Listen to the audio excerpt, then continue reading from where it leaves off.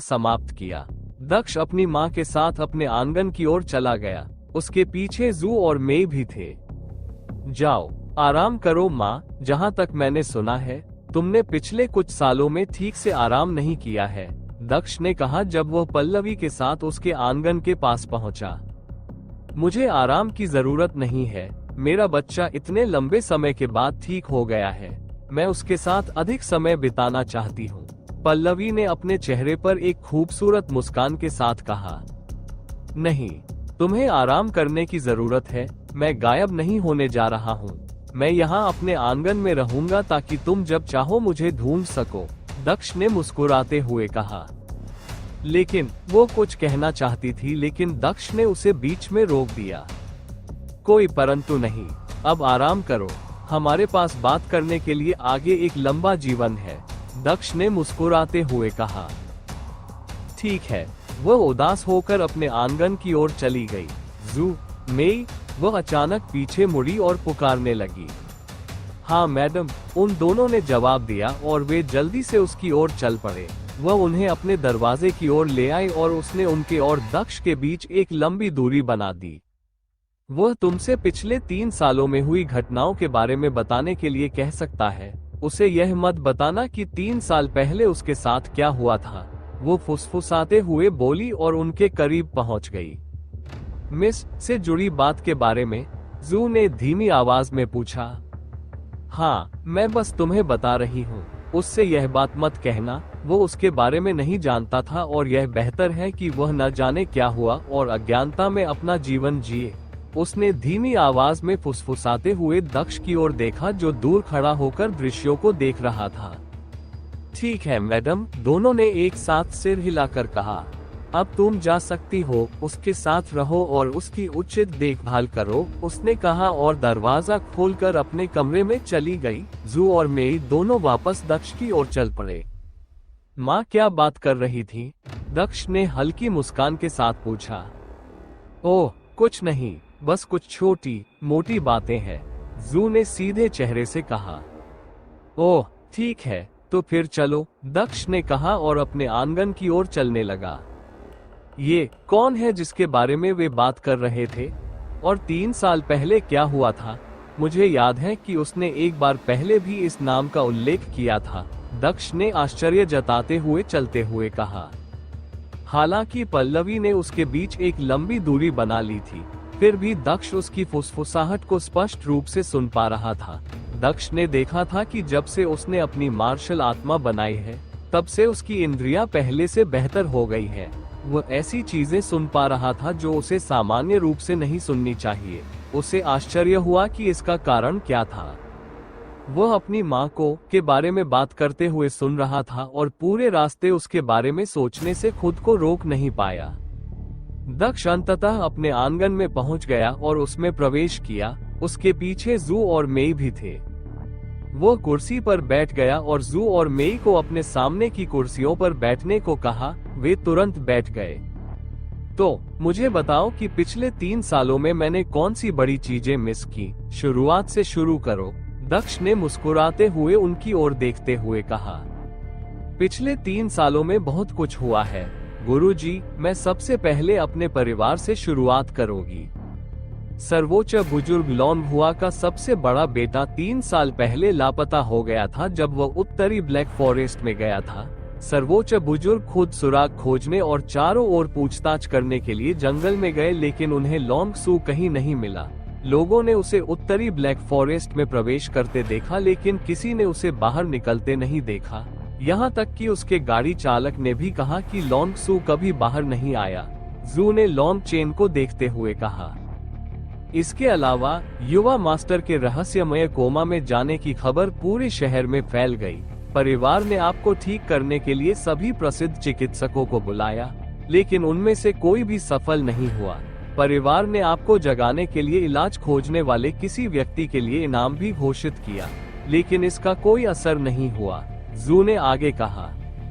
इसके अलावा पिछले साल आपके सबसे बड़े चाचा के बेटे यंग मास्टर लॉन ने स्पिरिट एस्टेब्लिशमेंट दायरे के 5वें चरण में सफलतापूर्वक प्रवेश किया और ट्रेजर हॉल के परीक्षण को पारित करने के बाद स्पिरिट ग्रेड खजाना प्राप्त किया।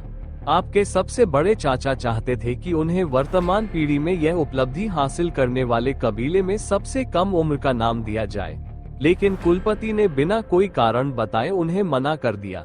जू ने आगे कहा, और अंत में कुछ महीने पहले राज्य के तीसरे राजकुमार ने ग्रैंड एल्डर म्यू की बेटी मिस जू यंग से शादी करने की इच्छा व्यक्त की, लेकिन आपकी चचेरी बहन मिस जू यंग ने इनकार कर दिया। तीसरा राजकुमार अभी भी कभी कभी मिस जू यंग का दिल जीतने के प्रयास में उसे उपहार भेजता है, लेकिन वो हमेशा उन्हें खोले बिना ही वापस भेज देती है। जू ने दक्ष को देखते हुए कहा, ओह, राजकुमार जू उसे चाहता है। दिलचस्प है, यह उसके लिए बहुत बुरा है कि दक्ष ने आयशा के साथ अपनी पहली मुलाकात और अपने पहले चुंबन के बारे में सोचते हुए कहा। और क्या? दक्ष ने दोबारा पूछा और अपना पिछला वाक्य अचानक समाप्त कर दिया। यही सब कुछ है जो हमारे कबीले में हुआ। इसके अलावा आपके कुछ चचेरे भाई चौथे चरण के आत्मा स्थापना क्षेत्र में घुस गए, लेकिन उल्लेख करने लायक कुछ नहीं है। जू ने दक्ष को देखते हुए कहा, अब मैं तुम्हें ड्रैगन शहर में घटित प्रमुख घटनाओं के बारे में बताऊंगी, मेई ने मुस्कुराते हुए कहा। आगे बढ़ो, दक्ष ने उससे कहा। पिछले 3 सालों में शाही परिवार में बड़े बदलाव हुए हैं। शाही परिवार में कई ऐसी चीजें हुई जिसने पूरे राज्य को हिलाकर रख दिया, मेई ने सोच समझकर कहा। जैसे क्या? दक्ष ने चेहरे पर जिज्ञासा भरी नजर से पूछा। जू ने कहा, क्राउन प्रिंस ने अज्ञात कारणों से सिंहासन पर अपना अधिकार छोड़ने का निर्णय लिया, जिसके कारण पूरे शाही परिवार में प्रतिक्रियाओं की एक बड़ी श्रृंखला उत्पन्न हो गई। यह उचित नहीं है, अब मास्टर को बताने की मेरी बारी है, मेई ने अपनी प्यारी आवाज में विरोध किया। ठीक है, आप कह सकते हैं, जू ने चेहरे पर एक व्यंग्यात्मक मुस्कान के साथ कहा। मेई मुस्कुराई जब उसने दक्ष की ओर देखा और पाया कि वह गहरी सोच में डूबा हुआ है। क्राउन प्रिंस ने ऐसा निर्णय लिया। ऐसा लगता है कि शाही परिवार में एक बहुत बड़ा तूफान आने वाला है, दक्ष ने बड़बड़ाते हुए कहा। आप जारी रख सकते हैं, दक्ष ने उनकी ओर देखा और कहा। आप आगे बढ़ सकते हैं, दक्ष ने उनकी ओर देखते हुए कहा। ठीक है, इसलिए जब से प्रथम राजकुमार ने युवराज का अपना अधिकार छोड़ दिया है, अन्य राजकुमारों के बीच अपने भाइयों से आगे निकलने और उत्तराधिकार का अधिकार जीतने के लिए विभिन्न आंतरिक संघर्ष चल रहे हैं, मेई ने आगे कहा। मुकुट के लिए मुख्य दावेदार दूसरे राजकुमार आव, तीसरे राजकुमार युजुन और चौथे राजकुमार युवेई हैं, जो अभी 15 साल के हुए हैं, जबकि दूसरे राजकुमार को आधे शाही दरबार का समर्थन प्राप्त है, तीसरे राजकुमार को शेष आधे का समर्थन प्राप्त है। यद्यपि चौथे राजकुमार, जो अभी 15 वर्ष के हुए हैं, को शाही दरबार का समर्थन प्राप्त नहीं है, लेकिन उनकी मां की वजह से उनके पास भी अच्छा मौका है। मैंने सुना है कि चौथे राजकुमार कुलीन पत्नी गु यिन की मां गु कबीले से है। गु कबीला लॉन कबीले और किन कबीले के साथ इस राज्य के 3 सर्वोच्च कुलों में से एक है, इसलिए निश्चित रूप से उसके पास उत्तराधिकार के लिए लड़ने का एक अच्छा मौका है। दक्ष ने पूरी स्थिति के बारे में गहराई से सोचते हुए कहा। ठीक है, किन कबीले और हमारे लान कबीले का रुख क्या है? लान चेन ने मेई की ओर देखते हुए पूछा। ये स्पष्ट है कि गु कबीला चौथे राजकुमार का समर्थन करेगा, लेकिन अन्य 2 सर्वोच्च कबीले हर मामले में तटस्थ रहे हैं। मुझे लगता है कि दोनों कबीले वास्तव में कोई निर्णय लेने से पहले स्थिति का परीक्षण करना चाहते हैं, मेई ने दक्ष की ओर देखते हुए कहा। मुझे पूरा यकीन है कि कबीले दूसरे या तीसरे राजकुमार का समर्थन करेंगे, क्योंकि कोई भी चौथे राजकुमार का समर्थन नहीं करेगा। वो बहुत अनुभवहीन है और उसने अपनी योग्यता साबित नहीं की है। हालांकि मुझे शाही परिवार की राजनीति में कोई दिलचस्पी नहीं है, लेकिन ये देखना दिलचस्प होगा कि क्या होता है, दक्ष ने सोचते हुए कहा। और क्या? दक्ष ने फिर पूछा। एक और बड़ी खबर है जो राजधानी शहर में हाल ही में घूम रही है, जू ने कुछ सोचते हुए कहा। क्या खबर है? दक्ष ने पूछा। यह एक संप्रदाय में शिष्यों के चयन के बारे में है, जू ने अपनी हल्की आवाज में कहा। वह, दक्ष ने अपने भावों में कोई परिवर्तन किए बिना कहा। मुझे विस्तार से बताओ, दक्ष ने उसकी आंखों में देखते हुए कहा। पिछले हफ्ते राजधानी में एक खबर आग की तरह फैलने लगी। इसमें कहा गया था कि जुवान साम्राज्य के विभिन्न संप्रदायों की एक संयुक्त संप्रदाय प्रवेश परीक्षा होगी। जो उम्मीदवार अच्छा प्रदर्शन करेगा उसे एक या एक से अधिक संप्रदायों से शामिल होने का निमंत्रण मिलेगा। वे तय कर सकते हैं कि वे किस संप्रदाय में शामिल होना चाहते हैं। पिछली बार की तरह दूसरे और तीसरे स्थान वाले राज्यों के लोग इस बार भी अपनी प्रवेश परीक्षा में भाग ले सकते हैं। जू ने दक्ष की ओर देखते हुए कहा। ओह सच में, इसमें इतना चौंकाने वाली क्या बात है? मैंने पढ़ा है कि प्रथम श्रेणी के राज्यों के संप्रदायों में हर 3 साल में नए शिष्यों का चयन करने के लिए प्रवेश परीक्षा होती है। हालांकि यह पहली बार है जब वे सभी इसे संयुक्त रूप से कर रहे हैं, लेकिन इतना बड़ा हंगामा नहीं होना चाहिए। दक्ष ने खुद से कहा। यह सामान्य ज्ञान का एक टुकड़ा था। वह समझ नहीं पा रहा था कि इस साल इस शहर में ये खबर क्यों फैल रही है, जबकि अन्य वर्षों में ऐसा नहीं होता था।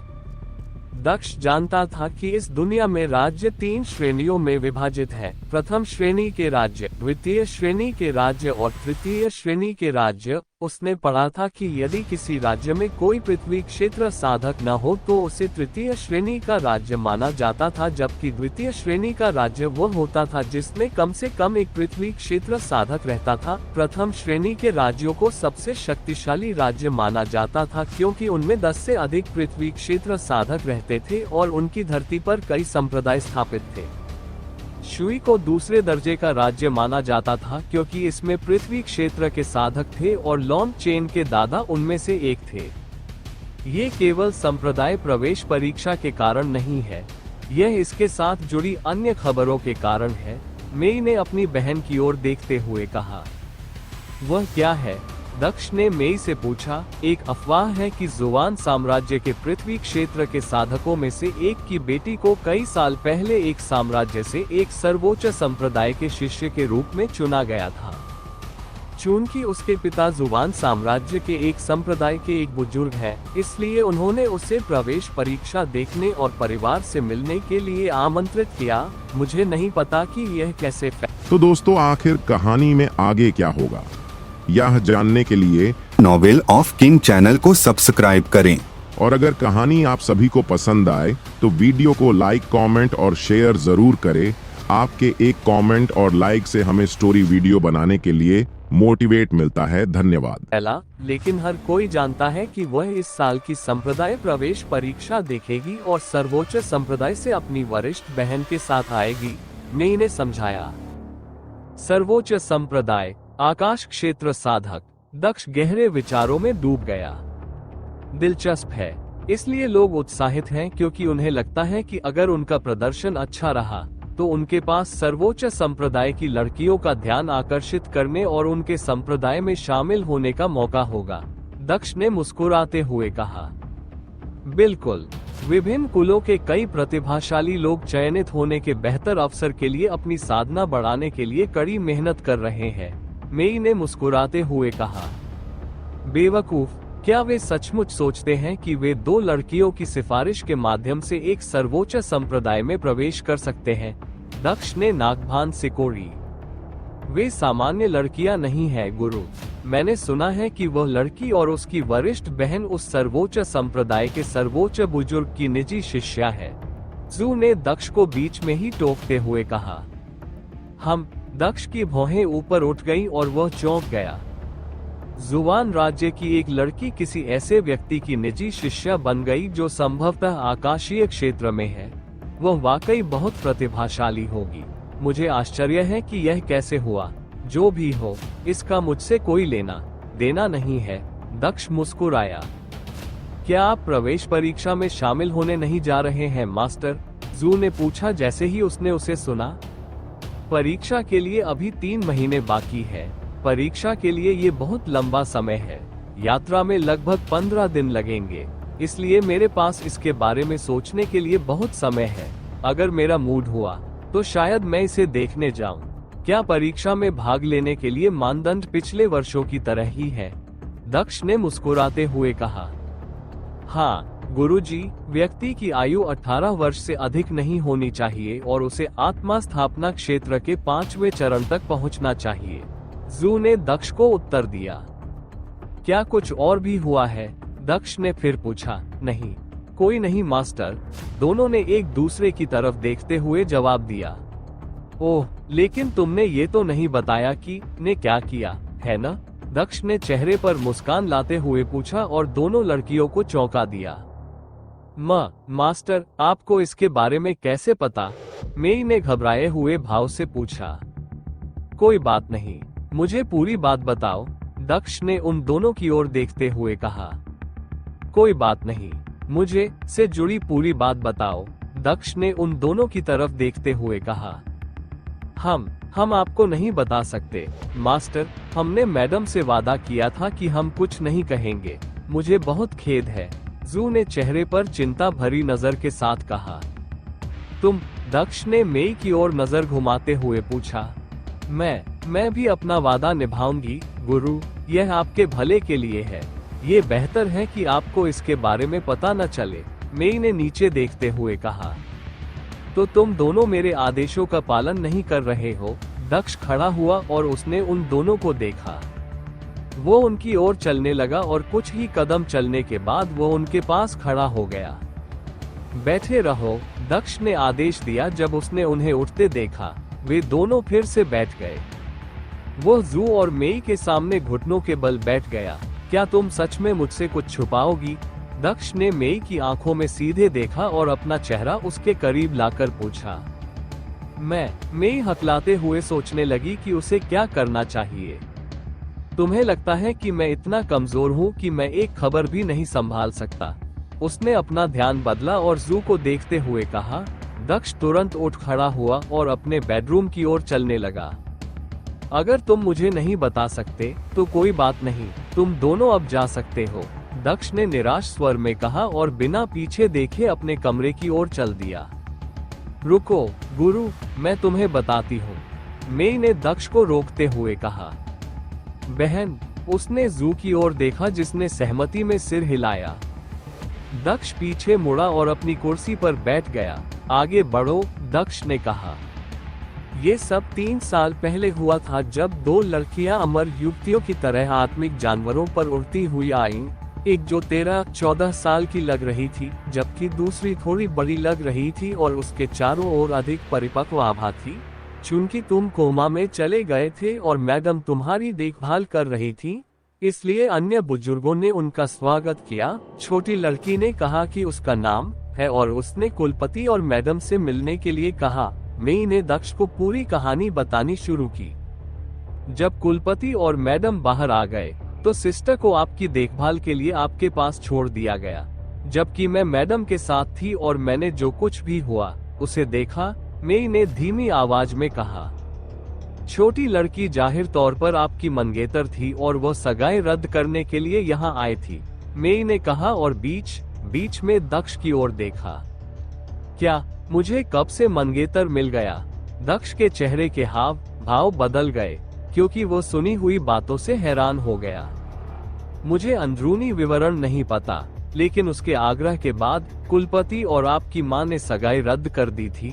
दोनों लड़कियां अपने उड़ने वाले आत्मा जानवरों पर सवार होकर चली गई, मेई ने समझाया और उसने दक्ष की ओर देखा और उसके भावों को देखने की कोशिश की।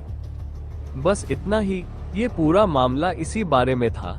मैं तो उसे जानता भी नहीं कि उसे सगाई रद्द करने की परवाह है, और अगर उसने सगाई रद्द नहीं की होती और अगर मुझे इसके बारे में पता होता तो मैं खुद ही इसे रद्द करने चला जाता। मैं नहीं चाहता कि मेरा जीवन दूसरों द्वारा तय किया जाए, खासकर मेरे प्रेम जीवन द्वारा, दक्ष ने अपने चेहरे पर एक विचारशील भाव के साथ कहा। मुझे नहीं पता कि आप मुझे इस मामले के बारे में बताने से क्यों डर रहे थे, यह कोई बड़ी बात नहीं है, दक्ष ने मुस्कुराते हुए उन दोनों से कहा। ठीक है, मैं अभी खेतीबाड़ी करता हूँ, इस बीच तुम दोनों कुछ भी कर सकते हो, दक्ष ने मुस्कुराते हुए कहा और अपने बेडरूम में चला गया। युवा मालिक बहुत परिपक्व और मर्दाना है, मेई ने हल्के से कहा जब उसने दक्ष के बेडरूम के दरवाजे की ओर देखा। हाँ छोटी मेई, तुम दरवाजे को इतनी गौर से क्यों देख रही हो? क्या तुम दरवाजा खोलकर युवा मालिक की बाहों में कूदना चाहती हो? जू ने हल्की हंसी के साथ मेई की ओर देखते हुए कहा। तुम्हें कैसे पता चला? क्या मेरे चेहरे पर भी वही भाव है जो तुम्हारे चेहरे पर था जब तुमने मास्टर को उनके कमरे के बाहर देखा था जब वे जागे थे? क्या मैं तुम्हें और देर तक गले लगा सकती हूँ मास्टर? अगर मुझे ठीक से याद है तो तुमने यही कहा था। मेई ने हंसते हुए जू को जवाब दिया, जिसका चेहरा लाल हो गया क्योंकि उसे याद आया कि उसने क्या किया था। लेकिन बहन, मुझे सचमुच युवा मास्टर पसंद है। काश मैं उनकी प्रेमिका बन पाती, लेकिन ये बस एक अधूरी इच्छा होगी क्योंकि वो हमसे बिल्कुल अलग दुनिया में है। मेई ने बुदबुदाया और उसका स्वर उदास हो गया। मैं भी। वास्तव में मुझे नहीं लगता कि कोई भी लड़की होगी जो अपने मालिक के साथ रहने पर हमारी तरह नहीं सोचेगी, जू ने मुस्कुराते हुए कहा और अपनी बहन की ओर देखा। अल्पविराम अल्पविराम अल्पविराम अल्पविराम अल्पविराम अल्पविराम अल्पविराम अल्पविराम अल्पविराम अल्पविराम अल्पविराम अल्पविराम अल्पविराम अल्पविराम। अपने कमरे के बाहर क्या हो रहा था इसकी परवाह न करते हुए दक्ष अपने बिस्तर पर बैठ गया।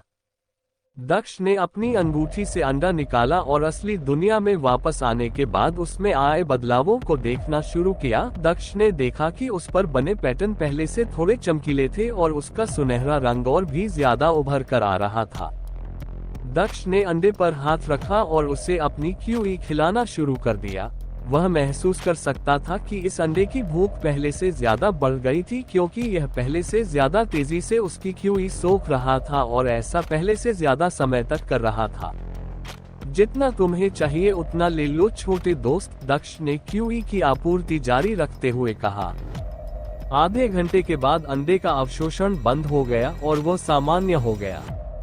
इस बार ये लंबा था। ऐसा लग रहा है कि यह वास्तव में बढ़ रहा है। मुझे लगता है कि यह वास्तव में जल्द ही बाहर आ जाएगा। आपको जल्द से जल्द इसके साथ एक अनुबंध स्थापित करना चाहिए। हालांकि मुझे लगता है कि एक नवजात शिशु उस व्यक्ति को अपना परिवार मानता है जिसने उसे खिलाया है, लेकिन फिर भी सावधानी बरतना और पहले एक अनुबंध स्थापित करना बेहतर है ताकि यह आपको धोखा न दे सके, जून ने भारी आवाज में कहा जब वह दिखाई दी। मैंने सुना है कि जानवरों को काबू करने वाले लोग जानवरों को वफादार बनाए रखने के लिए उनके साथ अनुबंध करते हैं, लेकिन मुझे नहीं पता कि यह कैसे किया जाता है, दक्ष ने कहा और उसने जून की ओर देखा। शायद आप किसी से मदद मांग सकती हैं, कोई होशियार, कोई जानकार और वर्षों का अनुभव रखने वाला, जून ने कहा और अपने हाथों को मुड़कर और सिर को ऊपर की ओर झुकाकर गर्व से खड़ी हो गई। कोई होशियार आदमी। मुझे लगता है कि माँ और दादाजी जानकार होंगे, शायद उन्हें पता होगा, दक्ष ने अपने चेहरे पर एक विचारशील भाव के साथ कहा।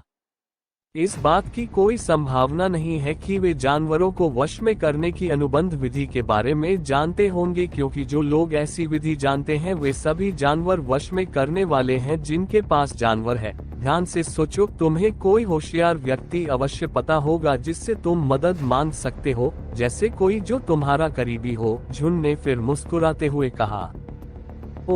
मुझे नहीं लगता कि मैं किसी ऐसे होशियार व्यक्ति को जानता हूँ। दक्ष ने जून को ध्यान से देखा, लेकिन जल्द ही उसने अपना सिर हिला दिया और एक विचारशील भाव के साथ बड़बड़ाया। जून अवाक रह गई क्योंकि वह दक्ष को देख रही थी। मुझे नहीं लगता कि मैं किसी ऐसे होशियार व्यक्ति को जानता हूँ। दक्ष ने जून को ध्यान से देखा, लेकिन जल्द ही उसने अपना सिर हिला दिया और एक विचारशील भाव के साथ बड़बड़ाया। जून अवाक रह गई क्योंकि वह दक्ष को देख रही थी। क्या मैं समझदार नहीं हूँ?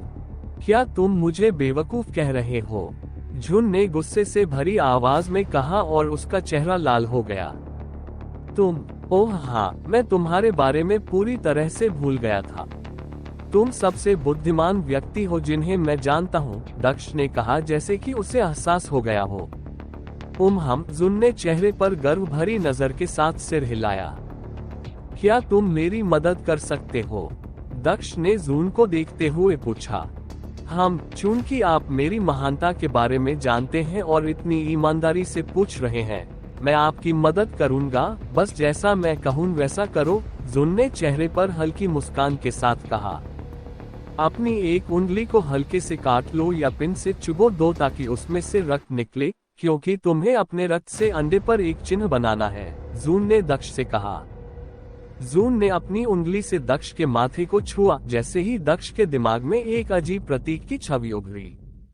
अंडे पर जो पैटर्न दिख रहा है उसे अपने रक्त से बनाओ। अगर अनुबंध सफल होता है तो रक्त अंडे द्वारा अवशोषित कर लिया जाएगा, लेकिन अगर यह विफल हो जाता है तो रक्त वहीं रहेगा और कुछ नहीं करेगा, जून ने मुस्कुराते हुए कहा। दक्ष ने एक पल के लिए इस बारे में सोचा, लेकिन जल्द ही उसने जैसा कहा वैसा ही किया और अपनी उंगली पर हल्का सा कट लगा लिया जिससे रक्त बहने लगा। फिर उसने अपने रक्त से अंडे पर एक पैटर्न बनाना शुरू कर दिया। जैसे ही अंडे पर अजीबोगरीब प्रतीक उकेरा गया, दक्ष ने बड़ी उम्मीदों के साथ अंडे को देखना शुरू कर दिया। ये कैसा है? मैं इसे पूरी तरह से नहीं बना पाया, दक्ष ने बड़बड़ाया। ये काम करने के लिए काफी अच्छा है, जून ने चेहरे पर मुस्कान के साथ कहा। कुछ हो रहा है, दक्ष ने बड़बड़ाते हुए कहा, जब उसने देखा कि उसके द्वारा बनाया गया प्रतीक बैंगनी प्रकाश से चमक रहा है और जल्द ही वह बिना किसी परेशानी के अंडे द्वारा अवशोषित कर लिया गया। ये सफल है, दक्ष ने मुस्कुराते हुए कहा। बेशक ऐसा ही होगा। अब तुम्हारा रक्त कोई साधारण रक्त नहीं है, इसलिए असफलता की कोई संभावना नहीं है जब तक कि तुम्हारे अंदर कोई महान जानवर न हो जो तुमसे इतनी नफरत करता हो कि तुम्हारे साथ अनुबंध स्थापित करने के बजाय मर जाना चाहे, जून ने मुस्कुराते हुए कहा। हम तो अंदर कोई महान जानवर नहीं है, दक्ष ने बड़बड़ाया। मैंने ऐसा कभी नहीं कहा, मेरा मतलब था कि अगर अंदर कोई महान जानवर है और वह आपके साथ अनुबंध स्थापित नहीं करना चाहता है, हालांकि मुझे यकीन नहीं है कि अंदर क्या है, लेकिन अगर यह एक महान जानवर है तो आप वास्तव में भाग्यशाली हैं, जून ने एक हंसी के साथ कहा। लॉन्ग चेन ने कहा, मैं महसूस कर सकता हूँ कि एक संबंध स्थापित हो रहा है। क्या तुम इसे देख सकते हो? क्या तुम्हारे मन में जानवर की छवि है? मुझे अपने विचारों तक पहुंचने दो, मैं भी इसे देखना चाहता हूं, जून ने उत्सुकता से कहा। ऐसा नहीं है, जब भी मैं लिंक के दूसरी तरफ देखने की कोशिश करता हूं, तो मुझे हर जगह केवल धुंध ही दिखाई देती है, मैं कुछ भी स्पष्ट रूप से नहीं देख सकता हूं, दक्ष ने अपने चेहरे पर उलझन भरी नजर के साथ कहा। ओह, ये ठीक है, वैसे भी हम जल्द ही जान लेंगे कि अंदर क्या है। मुझे लगता है कि इसमें ज्यादा समय नहीं लगेगा, जून ने अंडे को घूरते हुए कहा। मैं आज के लिए अपनी साधना शुरू करने जा रहा हूँ, मैं आपसे बाद में मिलूंगा, दक्ष ने अपनी साधना शुरू करते हुए कहा। हम ठीक है, जून ने बुदबुदाते हुए अपने गाल फुलाते हुए गायब हो गई। दक्ष ने अपनी साधना शुरू की क्योंकि उसने प्राकृतिक क्यूई को अवशोषित करना शुरू कर दिया था। इसे एक निश्चित मार्ग से गुजरने के बाद ये सब उसकी मार्शल आत्मा द्वारा अवशोषित कर लिया गया था। उसकी साधना धीरे धीरे बढ़ती रही, हालांकि यह वृद्धि परीक्षण दुनिया की तुलना में बहुत धीमी गति से थी, लेकिन वह जानता था कि ये दर भी बहुत असामान्य थी। 1 घंटे में वह साधना में जो वृद्धि हासिल कर रहा था वह ऐसी थी जिसे हासिल करने में औसत लोगों को कई दिन लग जाते थे। चूंकि लॉन्ग चेन साधना में खोया हुआ था, उसके दादा शाही महल में पहुंच गए थे, जहां उन्हें तुरंत प्रवेश की अनुमति दे दी गई। शुई के राजा यूहान शाही दरबार में अपने सिंहासन पर बैठे हुए आधिकारिक मामलों के बारे में बात कर रहे थे, तभी एक खोजे ने आकर उनके कान में कुछ फुसफुसाया। हा, वह बूढ़ा आदमी कभी नहीं बदलेगा। हम हमेशा उससे कहते हैं कि वह जब चाहे हमें बताए बिना शाही दरबार में आ सकता है, लेकिन वह अभी भी औपचारिकताओं का पालन करता है। जाओ उसे बुलाओ, यूहान ने हिजड़े की बातें सुनकर हंसते हुए हिजड़े को आदेश दिया। हिजड़ा जल्दी से बाहर चला गया। जैसे ही रॉयल कोर्ट के दरवाजे खुले, तेज प्रताप अंदर गया और राजा यूहान की ओर बढ़ा। आज तुम यहाँ क्यों आए हो? राजा ने तेज प्रताप की ओर देखते हुए पूछा। महाराज, मैं आपको और पूरे शाही परिवार को हमारे घर पर आयोजित भोज में आमंत्रित करने आया हूँ, जो मेरे पोते के 3 वर्षों के लंबे अंतराल के बाद कोमा से जागने की खुशी में आयोजित किया जा रहा है, तेज प्रताप ने मुस्कुराते हुए कहा। वह जाग गया। कैसे? हमारा मानना है कि राज्य के हर चिकित्सक ने हार मान ली थी। उन सभी ने कहा कि उसका कोई इलाज नहीं है, क्या हमारे राज्य में कोई नया चमत्कारी चिकित्सक है जिसके बारे में हम नहीं जानते, जिसने कुछ ऐसा किया है जो हमारे शीर्ष चिकित्सक नहीं कर पाए? राजा की भौहें तन गईं। महाराज सही कह रहे हैं, कोई भी चिकित्सक कुछ भी करने में सक्षम नहीं था, लेकिन दुनिया के सबसे महान चिकित्सक ने हमें सम्मानित किया और दक्ष एर जाग गया। तेज प्रताप ने मुस्कुराते हुए कहा। दुनिया का सबसे महान चिकित्सक कौन? वह हमारे राज्य में क्या कर रहा है? यूहान ने भ्रमित नजर से पूछा। मेरा मतलब भगवान से था, महामहिम, भगवान की कृपा से। दक्ष एर बिना किसी इलाज के जागने में सक्षम थी, तेज प्रताप ने स्पष्ट करते हुए कहा। हाँ, तो तुम भगवान के बारे में बात कर रहे थे। तुमने सचमुच हमें एक पल के लिए भ्रमित कर दिया, राजा ने हंसते हुए कहा। ठीक है, हम निमंत्रण स्वीकार करते हैं, हम कल समारोह में शामिल होंगे, राजा ने निमंत्रण स्वीकार करते हुए मुस्कुराते हुए कहा।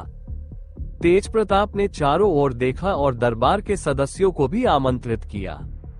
महाराज, अब मैं विदा लेता हूँ। आपके महत्वपूर्ण मामलों में बाधा डालने के लिए मैं क्षमा चाहता हूँ, तेज प्रताप ने यूहान की ओर देखते हुए कहा। ठीक है, तुम जा सकते हो, राजा ने कहा। तेज प्रताप शाही दरबार से बाहर निकल गया और अपनी गाड़ी में बैठते ही महल से बाहर निकल गया। गाड़ी पूर्व दिशा की ओर चल पड़ी। ड्रैगन शहर के पूर्व में एक बड़ी हवेली थी। एक आलीशान ड्रैगन प्रतीक वाली गाड़ी इस बड़ी हवेली के सामने पहुंची। दरवाजे पर खड़े पहरेदारों ने गाड़ी को देखा और उनमें से एक ने तुरंत किसी को सूचित करने के लिए हवेली में प्रवेश किया। हाँ, ओल्ड रेन, आज तुम यहाँ क्यों आए हो? एक सफेद दाढ़ी वाला और सफेद बालों से भरा सिर वाला, जोश से भरा हुआ एक आदमी आलीशान हरे रंग की पोशाक पहने हुए हवेली से बाहर आया। उसके पीछे एक काले बालों वाला अधेड़ उम्र का आदमी था जो 30 के दशक के आसपास का लग रहा था। कुछ नौकर भी पीछे पीछे चल रहे थे। हाँ, इतनी उम्र में भी आप इतने तेज हैं। मैं अभी आया हूँ और आप पहले से ही यहाँ हैं। तेज प्रताप हंसा और गाड़ी खाली करके हरे रंग के कपड़े पहने बूढ़े आदमी की ओर चल दिया। बेशक मैं आपकी जैसी क्षमता वाले किसी व्यक्ति का स्वागत करने के लिए व्यक्तिगत रूप से कैसे नहीं आ सकता? वह आदमी हंसा। हम दोनों पृथ्वी लोक में हैं, इसलिए हमारी क्षमता में बहुत अंतर नहीं है। क्या ये सही नहीं है पुराने वेन? तेज प्रताप ने मुस्कुराते हुए जवाब दिया। ये सच है, मैं पहले से ज्यादा ताकतवर हो गया हूँ। अगली बार जब हम लड़ेंगे तो मैं अपनी ताकत साबित कर दूंगा। पिछली बार तुम मुझे हराने में सफल रहे थे और राज्य में महामहिम के बाद दूसरे सबसे ताकतवर व्यक्ति का खिताब जीता था, लेकिन अगली बार तुम मुझे नहीं हरा पाओगे। उस आदमी ने मुस्कुराते हुए और दृढ़ निश्चय से भरी आंखों से कहा। समय आने पर हम इस बारे में देखेंगे। वैसे आज मैं यहाँ एक अलग काम के लिए आया हूँ, तेज प्रताप ने मुस्कुराते हुए कहा। क्या बात है? अंदर आओ, हम शांति से बात कर सकते हैं, आदमी ने अपने चेहरे पर स्पष्ट जिज्ञासा के साथ पूछा। बूढ़े वेन, मैं क्षमा चाहता हूँ क्योंकि मैं आज आराम नहीं कर सकता, मुझे कई जगहों पर जाना है। वैसे इस बार मैं यहाँ एक खुशी के लिए आया हूँ। मेरा पोता दक्ष 3 साल के बाद अपने कोमा से जाग गया है। मैंने जश्न मनाने के लिए एक दावत देने का फैसला किया है। मैं आपको और आपके किन परिवार को जश्न में आमंत्रित करने के लिए आया हूँ, तेज प्रताप ने मुस्कुराते हुए कहा। वह जिस आदमी से बात कर रहा था उसका नाम किनवेन था। वह शुई के 3 सर्वोच्च कुलों में से एक पूर्व के किन कबीले का मुखिया था। हालांकि वे अपने परिवारों के नेता थे जो कभी बहस करते थे, लेकिन किन और लॉन कबीले के बीच कोई टकराव नहीं था, कम से कम बाहरी तौर पर तो नहीं। ओह, छोटा जाग गया। बधाई हो ओल्ड रेन, चूंकि आप हमें व्यक्तिगत रूप से आमंत्रित करने आए हैं, इसलिए हम निश्चित रूप से आएंगे। किनवेन ने मुस्कुराते हुए निमंत्रण स्वीकार कर लिया। धन्यवाद बूढ़े वेन, मैं अब चलता हूँ, मुझे भी पश्चिम की ओर जाना है। तेज प्रताप ने पश्चिम की ओर देखते हुए कहा। आप 2 कबीले को भी आमंत्रित कर रहे हैं। मुझे लगा कि आपके 2 कबीलों के बीच सब कुछ ठीक नहीं है। किनवेन ने एक विचारशील भाव से पूछा। हमारे बीच झगड़े एक अलग मामला है, लेकिन यह एक खुशी का अवसर है। इसके अलावा जब मैं दूसरों को आमंत्रित कर रहा हूँ, तो मैं गू कबीले को अलग नहीं कर सकता। बूढ़ा आदमी जियान एक छोटे बच्चे की तरह इसके बारे में महामहिम से रोएगा और मुझे पूरे राज्य में एक तुच्छ व्यक्ति माना जाएगा। तेज प्रताप ने मुस्कुराते हुए कहा। हाँ, आप सही कह रहे हैं, आपको उन्हें भी आमंत्रित करना चाहिए। तेज प्रताप की बातें सुनते ही किन वेन हंसने लगा। मैं अब विदा लेता हूँ, मैं कल अपने घर पर तुमसे मिलूंगा, हमेशा की तरह देर मत करना। तेज प्रताप हंसते हुए अपनी गाड़ी की ओर बढ़ा और उसमें बैठ गया। गाड़ी ड्रैगन सिटी के पश्चिमी भाग की ओर चल पड़ी। पिताजी, क्या हम उनकी दावत में जा रहे हैं? किन वेन के पीछे चल रहे अधेड़ उम्र के व्यक्ति ने सीधे भाव से पूछा। हाँ, हमें करना ही होगा, वह हमें व्यक्तिगत रूप से आमंत्रित करने आया था। क्या आपको लगता है कि हम उसके व्यक्तिगत निमंत्रण को अस्वीकार कर सकते हैं? क्या हम कर सकते हैं? साथ ही मैं इस गिरे हुए प्रतिभाशाली व्यक्ति को अपनी आंखों से देखना चाहूंगा, जो ड्रैगन शहर की रोशनी से प्रकट और गायब होता रहता है। यह मजेदार है कि वह बूढ़े रेन को इतना बेचैन कर सकता है। किन वेन ने मुस्कुराते हुए कहा। हम सबको तो नहीं ले जा सकते, फिर हम किसे अपने साथ ले जा रहे हैं? अधेड़ उम्र के व्यक्ति ने पूछा।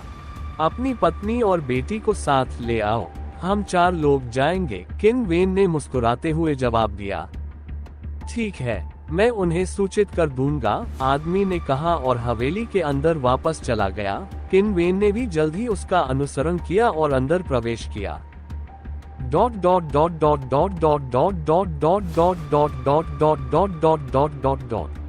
तेज प्रताप की गाड़ी ड्रैगन शहर के पश्चिम में गू कबीले की हवेली तक पहुंची।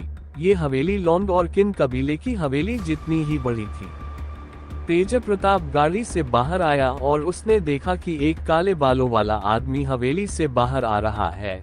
उसके पीछे नौकर और पहरेदार है। यह आदमी 40 साल का लग रहा था। उसका मोटा पेट उसके गोल मटोल चेहरे पर खूब जंच रहा था। गू लिन, तुम्हारे पिता कहाँ हैं? मैं उनसे मिलने आया हूँ, तेज प्रताप ने कहा। उसने उस व्यक्ति को देखा और उसे गू कबीले के कुलपति गू लिन के बेटे के रूप में पहचाना। वरिष्ठ रेन, मैं क्षमा चाहता हूँ, लेकिन मैं उनसे मिलने की आपकी इच्छा पूरी नहीं कर सकता। बात यह है कि पिताजी अभी बंद दरवाजे वाली साधना में प्रवेश कर चुके हैं। मैं उनकी साधना में बाधा नहीं डाल सकता, इसलिए यदि आपको किसी चीज की जरूरत है या कोई बात करनी है तो आप मुझे बता सकते हैं, आदमी ने मुस्कुराते हुए कहा। ये ठीक है, ऐसा नहीं है कि मुझे आपके बूढ़े पिता से कोई महत्वपूर्ण बात करनी है। मैं यहाँ केवल गू परिवार को दावत में आमंत्रित करने आया हूँ, जो हम कल अपने पोते के 3 साल की नींद से जागने के उपलक्ष्य में कर रहे हैं, तेज प्रताप ने मुस्कुराते हुए कहा और उसने उस आदमी को एक कार्ड दिया।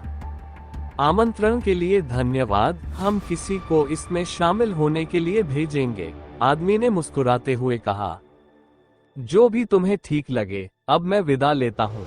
बहुत से महत्वपूर्ण लोगों को आमंत्रित करना है, तेज प्रताप ने मुस्कुराते हुए कहा और वापस गाड़ी में बैठ गया। गाड़ी चली गई। उसका पोता 3 साल बाद कोमा से जाग गया। इसमें खुश होने की क्या बात है? वो एक प्रतिभाशाली व्यक्ति था, लेकिन पिछले 7 सालों से खेती के बिना वह अब सिर्फ कूड़ा है और वह हमेशा कूड़ा ही रहेगा, क्योंकि खेती में 7 साल का अंतर, खास तौर पर उनके सुनहरे सालों में, कोई भी व्यक्ति दूर नहीं कर सकता। अगर मेरा भी ऐसा बेटा होता तो मैं खुश नहीं होता, उस आदमी ने धीमी आवाज में बुदबुदाया जब उसने गाड़ी को दूर जाते देखा। जो भी हो, यह उनका परिवार है, वे चाहे तो कचरे का भी जश्न मना सकते हैं, मुझसे उनका कोई लेना देना नहीं है। वो आदमी सीधे भाव से बुदबुदाता हुआ हवेली के अंदर चला गया। उसके पीछे उसके नौकर भी थे। उस दिन लान कबीले की गाड़ी को ड्रैगन शहर में एक हिस्से से दूसरे हिस्से तक जाते देखा जा सकता था।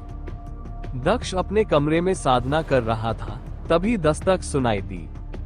मास्टर, डिनर तैयार है, मैडम डिनर टेबल पर आपका इंतजार कर रही हैं। एक आवाज आई। दक्ष ने उस आवाज को मेई की आवाज के रूप में पहचाना। उसने अपनी साधना समाप्त की और खड़ा हो गया।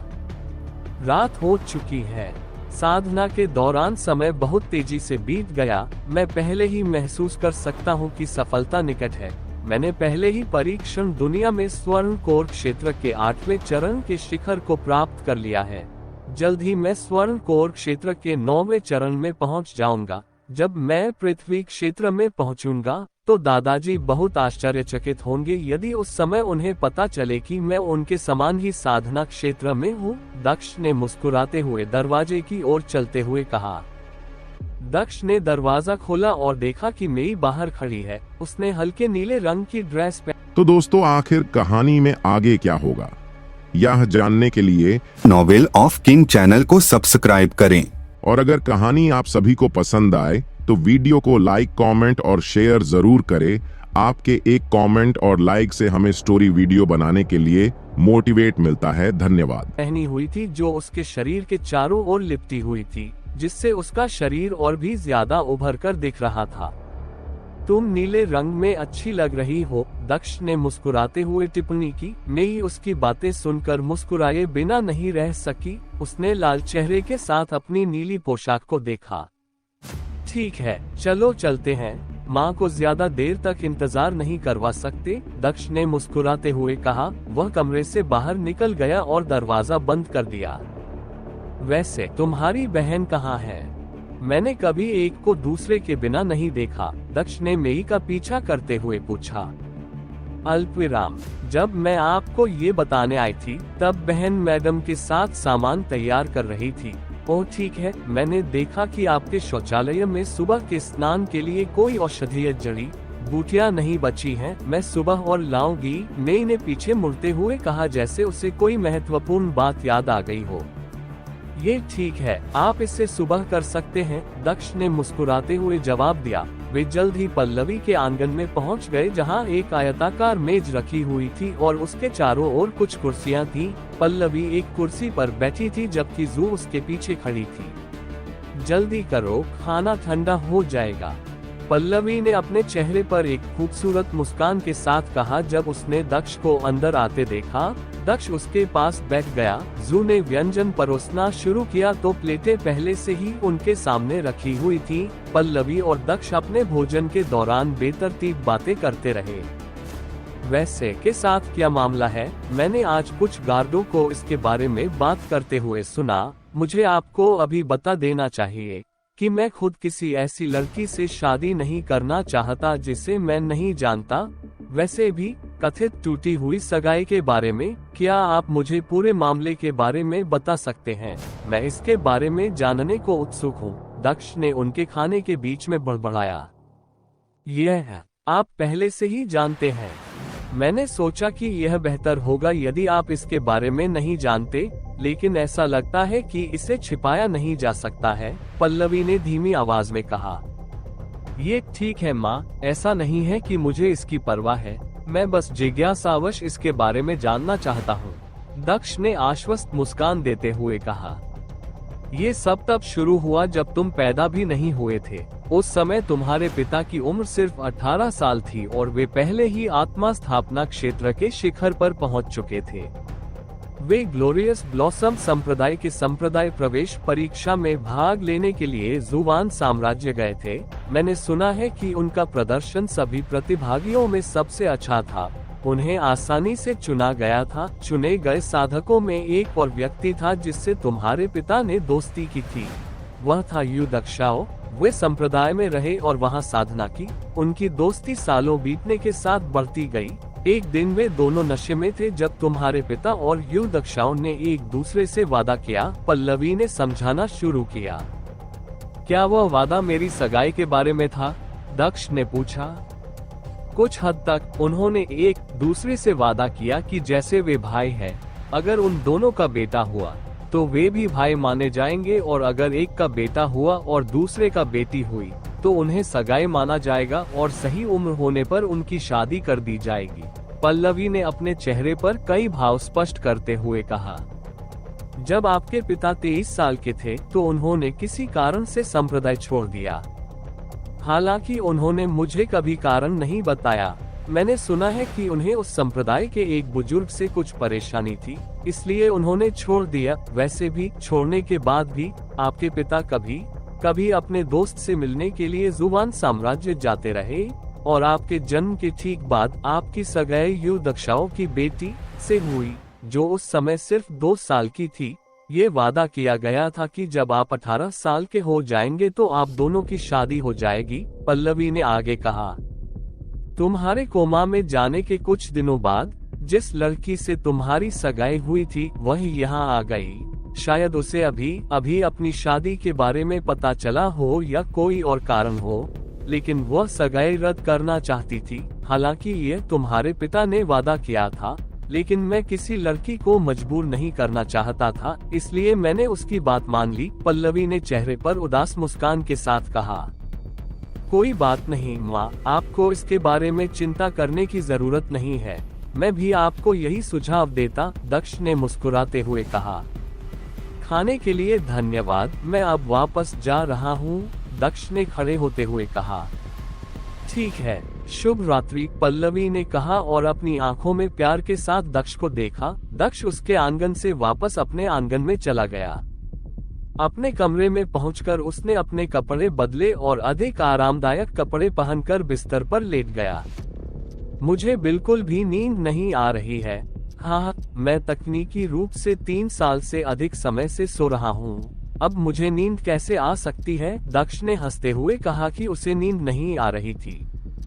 मुझे इसके बजाय खेती करनी चाहिए, लॉन्ग चेन ने बड़बड़ाते हुए कहा और वह उठकर बैठ गया और अपनी खेती शुरू कर दी। रात बीत गई और दिन आ गया। दक्ष को एहसास ही नहीं हुआ कि उसने साधना में कितना समय बिताया। उसने अपनी आंखें खोलते ही साधना पूरी कर ली। रात बहुत जल्दी बीत गई, तो आज वह दावत है जिसके बारे में दादाजी बात कर रहे थे। मुझे शायद जल्दी से तैयार हो जाना चाहिए। दक्ष ने बड़बड़ाते हुए अपनी अलमारी की ओर चलते हुए कहा। उसने एक अच्छी जोड़ी कपड़े चुने, उन्हें अपने बिस्तर पर रखा और फिर अपने पुराने कपड़े उतार दिए। वह पहले नहाने की उम्मीद में बाथरूम की ओर चला गया। उसने बाथरूम का दरवाजा अपनी ओर खोला, लेकिन अंदर पहले से ही किसी को देखकर वह दंग रह गया। मैं आज जितनी जल्दी हो सका उठ गई। कबीले से कुछ जड़ी बूटियां इकट्ठा करने के बाद वह जल्दी से दक्ष के कमरे की ओर चली गई। वो अभी उसके दरवाजे पर दस्तक देने ही वाली थी कि उसने देखा कि दरवाजे पर पहले से ही एक छोटा सा छेद था। लगता है कि मास्टर कल रात दरवाजा बंद करना भूल गए थे। हालांकि मुझे नहीं लगता कि कोई इतना बेवकूफ होगा कि मास्टर के कमरे से कुछ चुराने की कोशिश करे, लेकिन फिर भी सावधानी बरतना बेहतर है। मैं उन्हें बाद में इसके बारे में बताऊंगी। हालांकि आज के लिए यह अच्छा है, क्योंकि मुझे अपना काम पूरा करने के लिए उनकी नींद में खलल डालने की जरूरत नहीं है। मैंने शरारती मुस्कान के साथ कहा। जब वह दरवाजा खोलकर कमरे में दाखिल हुई, वह सीधे हॉल से बाथरूम की ओर चली गई और अंदर बड़े बाथटब में औषधीय जड़ी बूटियां मिलाना शुरू कर दिया, जो पानी से लबालब भरा हुआ था। पूरा हो गया। उसने अपना काम पूरा करने के बाद मुस्कुराते हुए कहा। वह खड़ी हुई और दरवाजे की ओर चलने लगी। चूंकि बाथरूम का दरवाजा पहले से ही खुला हुआ था, उसने दरवाजा खोलने के लिए अपना दाहिना हाथ आगे बढ़ाया। जैसे जैसे वह आगे बढ़ती गई, लेकिन अजीब बात यह है कि जैसे ही उसकी उंगलियां दरवाजे को छूती, दरवाजा खुल गया। दरवाजे पर गिरने के बजाय उसका हाथ किसी और चीज पर गिर गया। जब उसने देखा कि क्या हुआ तो उसकी आंखें चौड़ी हो गईं।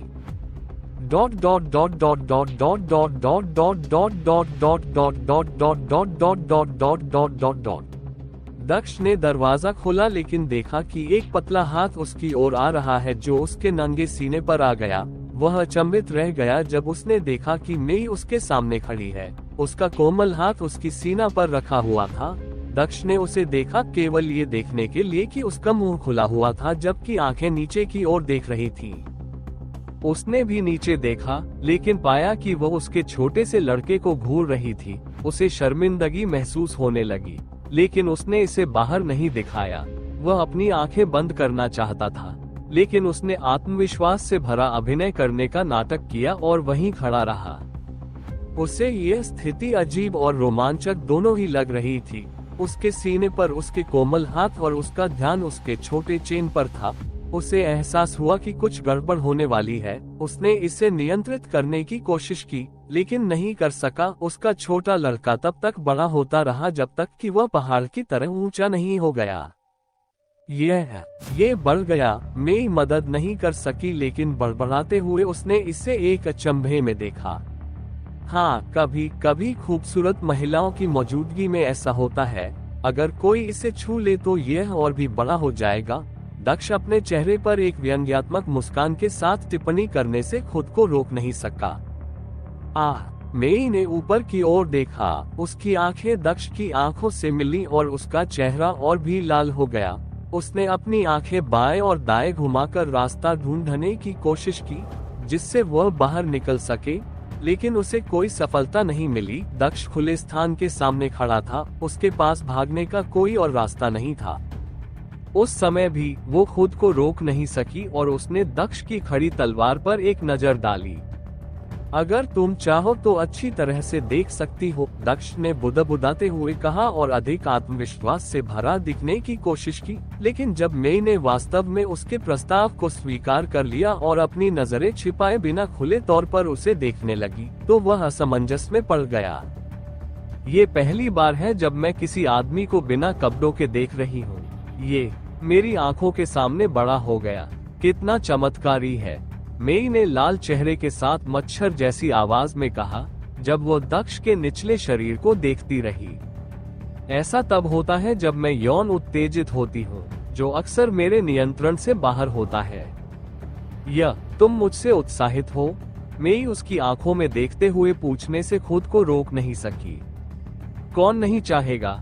मैं तुम्हारे सामने नग्न खड़ा हूँ, जबकि तुम्हारा कोमल हाथ मेरी सीना पर है और तुम्हारी आंखें मेरी मर्दानगी को देख रही हैं। दक्ष ने उसकी ओर देखते हुए कहा। मैं माफी मांगती हूँ। उसने जल्दी से उसके हाथ उसकी सीना से हटा लिए। तुम जा सकती हो जब तक कि तुम मेरे साथ नहाना न चाहो, दक्ष ने मुस्कुराते हुए कहा। मैं जाऊंगी, लेकिन मेई ने धीमी आवाज में कहा, लेकिन बीच में ही रुक गई क्योंकि उसने बाएं और दाएं देखा। ओह ठीक है, दक्ष ने कहा और उसे बाहर निकलने का रास्ता देते हुए एक तरफ हट गया। वह तेजी से उसके पास से गुजरी, लेकिन कुछ कदम चलने के बाद रुक गई। क्या मैं इसे छू सकता हूँ? दक्ष बाथरूम के अंदर कदम रखने ही वाला था कि उससे पीछे से आती हुई आवाज सुनाई दी। वह रुक गया और पीछे मुड़ा। उसने देखा कि मेई वहां खड़ी थी और अपने खूबसूरत चेहरे पर चिंता भरे भाव के साथ उसे देख रही थी। उसने चेहरे पर उलझन भरी नजर से पूछा। मास्टर ने कहा कि अगर मैं इसे छूऊंगी तो यह और भी बड़ा हो जाएगा। क्या मैं इसे छूने की कोशिश कर सकती हूँ? मेई ने लाल चेहरे के साथ कहा, जिससे दक्ष अवाक रह गया। दक्ष को समझ में नहीं आ रहा था कि क्या कहे। उसका एक हिस्सा हाँ कहना चाहता था, जबकि उसका दूसरा हिस्सा उसे एक अच्छा इंसान बनने और उसे मना करने के लिए कह रहा था। ठीक है, दक्ष ने उसके अनुरोध पर सहमति जताते हुए कहा। मेई छोटे छोटे कदमों से उसकी ओर बढ़ने लगी। जल्द ही वह उसके सामने खड़ी थी। उसका दिल तेजी से धड़क रहा था और वह धीरे धीरे अपना हाथ आगे बढ़ा रही थी। उसका हाथ जल्द ही दक्ष के मर्दाना अंग को छू गया। वो उसके छोटे से को यहाँ वहाँ छूती रही, जिससे दक्ष को उसके हाथ के स्पर्श का आनंद मिल रहा था। इसे करने का एक बेहतर तरीका है, दक्ष बुदबुदाने से खुद को रोक नहीं सका। किस रास्ते से? क्या आप मुझे बता सकते हैं मास्टर? मेई ने उसकी आंखों में देखते हुए पूछा। घुटनों पर बैठ जाओ, दक्ष ने धीरे से उसकी आंखों में देखते हुए कहा। मेई ने वैसा ही किया जैसा उसने कहा था और घुटनों के बल बैठ गई। उसका चेहरा दक्ष के मर्दानगी के ठीक सामने था। दक्ष ने उसके दाहिने हाथ को धीरे से पकड़ा और उसे अपने छोटे ड्रैगन की ओर ले गया, जिससे उसका हाथ मजबूती से पकड़ में आ गया। इसे पकड़ते समय अपने हाथों को आगे पीछे करने की कोशिश करो। दक्ष ने बड़बड़ाते हुए उसका हाथ पकड़ लिया, जो उसके छोटे ड्रैगन को पकड़े हुए था। उसने उसके हाथों को छोड़ने से पहले कुछ बार उसके हाथ को आगे पीछे करना शुरू किया और उसे खुद ही यह सब करने के लिए छोड़ दिया। मेई ने अपने कोमल हाथों से दक्ष की छड़ी के साथ 10 मिनट से ज्यादा समय तक इसी तरह खेलना जारी रखा। दक्ष को ऐसा महसूस हो रहा था कि वो एक ही समय में स्वर्ग और नर्क में था, क्योंकि उसे उसके स्पर्श की अनुभूति का आनंद मिल रहा था। मुझे लगता है कि यह और भी बढ़ गया है, मेई ने धीमी आवाज में टिप्पणी की, क्योंकि उसने अपने हाथों को हिलाना जारी रखा। हाँ, यह आपकी महान सेवा के लिए आपको सम्मान दे रहा है, दक्ष ने बड़बड़ाया, लेकिन जल्द ही उसे अपने शब्दों पर पछतावा होने लगा। उसे लगा कि यह कहने के लिए एक घटिया बात थी। अपने हाथों को तेजी से हिलाने की कोशिश करो, दक्ष ने कहा और अपनी आंखें बंद कर ली। वो उस अनुभूति में खो गया। मेई ने अपने हाथ की गति बढ़ा दी और वह अपने हाथ को और भी तेजी से आगे पीछे हिलाने लगी। ये 10 मिनट से ज्यादा समय तक चलता रहा। मैं नियंत्रित नहीं कर सकता, दक्ष ने बंद आंखों से कहा। मेई समझ नहीं पाई कि दक्ष का क्या मतलब था। उसने बस उससे पूछने के लिए अपना मुंह खोला ही था कि दक्ष के छोटे ड्रैगन के मुंह से एक सफेद तरल पदार्थ निकला। इससे पहले कि मेई समझ पाती कि क्या हो रहा है, ये तरल पदार्थ उसके मुंह में चला गया, जबकि इसका एक हिस्सा उसके रसीले लिप पर आ गया। मेई ने जल्दी से अपना मुंह बंद कर लिया और सदमे में निगल गई। उसे लगा जैसे उसका पूरा मुंह चिपचिपा हो गया है, क्योंकि यह सफेद तरल पदार्थ उसने अनजाने में निगल लिया था। मुझे माफ कर दो, दक्ष ने बड़बड़ाते हुए अपनी आंखें खोली और देखा कि मेई के लाल लिप्स उसके सामान से ढके हुए थे। ये गर्म और नमकीन है, मेई ने कहा जब उसने दक्ष की आंखों में देखा। उसके आईपीएस अभी भी सफेद तरल से ढके हुए थे। तुमने इसे निगल लिया? दक्ष ने उसकी ओर देखते हुए पूछा। हाँ, गलती से। क्या ये खतरनाक है, मास्टर? उसने चेहरे पर चिंता भरी नजर से पूछा। नहीं, ये वास्तव में स्वास्थ्य के लिए बहुत अच्छा है, दक्ष ने उसके होठों को देखते हुए कहा। मेई ने उसकी बातें सुनी और राहत की सांस ली।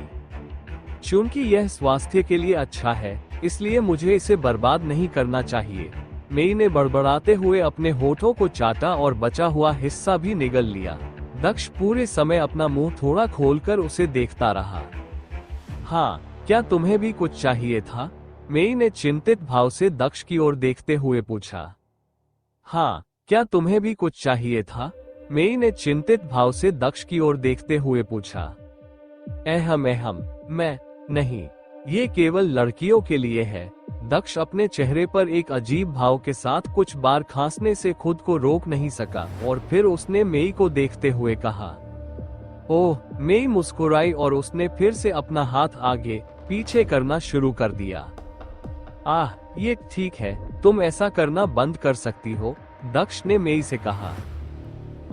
कुछ गड़बड़ है मास्टर, क्या मुझसे कोई गलती हो गई? मैं माफी चाहती हूँ, मैंने पहली बार इसे छुआ है, उसने चेहरे पर उलझन भरी नजर से पूछा। ठीक है, तकनीकी तौर पर कोई बात नहीं, दक्ष कुछ कहने वाला था, क्योंकि उसे वह क्षण याद आ गया जब मेई ने उत्तरी ब्लैक फॉरेस्ट से दक्ष तक की यात्रा के दौरान उसकी चीज को एक पवित्र हथियार के रूप में इस्तेमाल किया था, लेकिन उसने खुद को बोलने से रोक लिया। खैर, बात यह है कि मुझे नहाना भी है और तैयार भी होना है। अगर मैं यहीं रुका तो पार्टी के लिए देर हो जाएगी, दक्ष ने चेहरे पर व्यंग्यात्मक मुस्कान के साथ कहा। ओह ठीक है, मैं आज के लिए रुक जाऊंगी, मेई ने खड़े होते हुए कहा। ये बेहतर है, दक्ष ने मुस्कुराते हुए कहा। मैं अब विदा लेती हूँ मास्टर, मेई ने धीमी आवाज में कहा और पीछे मुड़ी, लेकिन आखिरी बार उसने ऊपर से नीचे तक दक्ष को देखा। दक्ष ने बाथरूम में प्रवेश किया और देखा कि मेई बाहर निकल गई है। जल्दी ही नहाने के बाद दक्ष बाथरूम से बाहर आया और अपने बिस्तर पर चला गया। उसने अपने चुने हुए कपड़े पहने और तैयार हो गया। हाँ, दिन की शुरुआत दिलचस्प थी, देखते हैं इसका अंत कैसा होता है, दक्ष ने अपने चेहरे पर दिलचस्पी भरी नजर से कहा और अपने आंगन से बाहर पहला कदम रखा। वह अपने बगीचे से गुजरा, लेकिन उसने देखा कि एक नौकर पौधों को पानी दे रहा है। दक्ष ने उसे पहचान लिया कि वह वही आदमी है जिसने उस दिन उसका मजाक उड़ाया था जब दक्ष पहली बार इस दुनिया में आया था। अपने चेहरे पर एक प्रसन्न मुस्कान के साथ दक्ष उस नौकर की ओर चला। सुप्रभात युवा मालिक, नौकर ने मुस्कुराते हुए दक्ष को शुभकामनाएं दी। ओह, मैं कब से तुम्हारा युवा गुरु बन गया? दक्ष ने हंसते हुए पूछा। शुरू से ही युवा स्वामी, नौकर ने मुस्कुराते हुए जवाब दिया। ओह, आप यहाँ कब से काम कर रहे हैं? दक्ष ने पूछा। मैं पिछले 20 सालों से कबीले में काम कर रहा हूँ युवा मालिक, हालांकि मैं तब से आपके लिए काम कर रहा हूँ जब आप 4 साल के थे, नौकर ने मुस्कुराते हुए कहा। तुम अपना बैग पैक कर सकती हो और विदा ले सकती हो, आज से तुम कबीले के लिए काम नहीं करोगी, दक्ष ने मुस्कुराते हुए आदेश दिया। लेकिन क्यों मालिक, क्या मुझसे कोई गलती हो गई? नौकर ने चेहरे पर उलझन और चिंता के भाव के साथ पूछा।